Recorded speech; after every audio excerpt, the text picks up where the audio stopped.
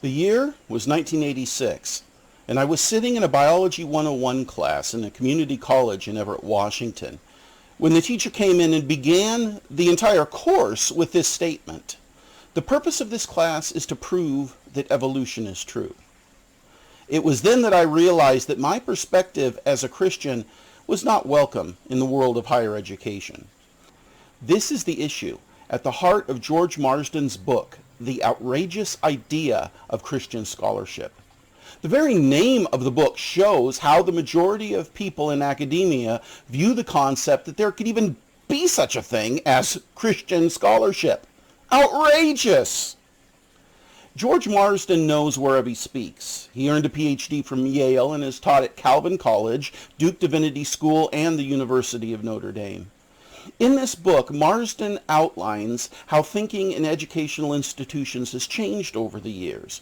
Schools that were historically Christian and were created to train ministers have become secularized.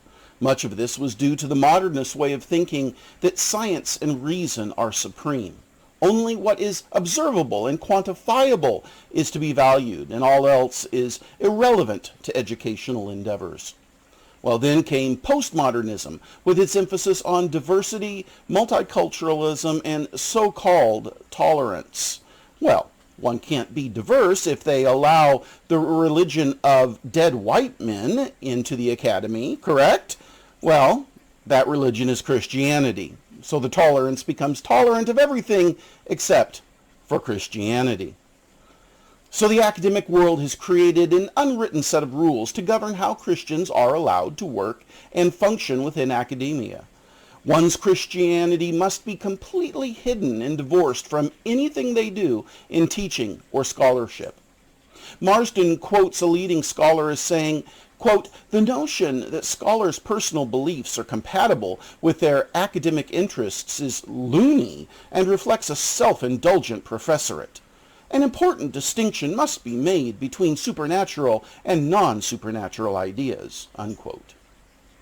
Even back in 1976, Dennis Campbell, in an academic article, described his, quote, "dilemma in preparing a vita upon finishing my doctoral work.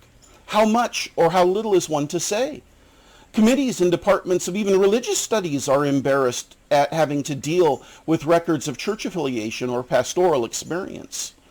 We depersonalize ourselves then, seeking to be what a search committee wants us to be, and thus the discipline contributes to a sad system," unquote. Marsden's main point is that one's belief system can never fully be separated from his career or professional life, or really any aspect of his life. A person's underlying worldview will show forth and affect every area of life. I mean, think about it. Atheism itself is a faith. It's simply a faith that there is no God, as opposed to theism, which is a faith that there is a God. Marsden points out that the so-called liberal neutrality in academia is a myth. No one is truly neutral. We all have our worldviews that show forth in all that we do, even our teaching and scholarship. Therefore, rather than hiding one's beliefs, they should be acknowledged and taken into account. As Marsden said in an interview with the Chicago Tribune at an InterVarsity Christian Fellowship Conference in 1999, "A lot of students and faculty members are Christian. It's a matter of trying to network to see how being a Christian in the academy makes a difference," unquote. So, what are Christian scholars and teachers to do? Well, he encourages them to form and join organizations that encourage and support Christian scholarship. He also warns against educational institutions, Christian educational institutions, from embracing the idea that copying what secular educational institutions do is a means of progress or advancement. That's not necessarily the case.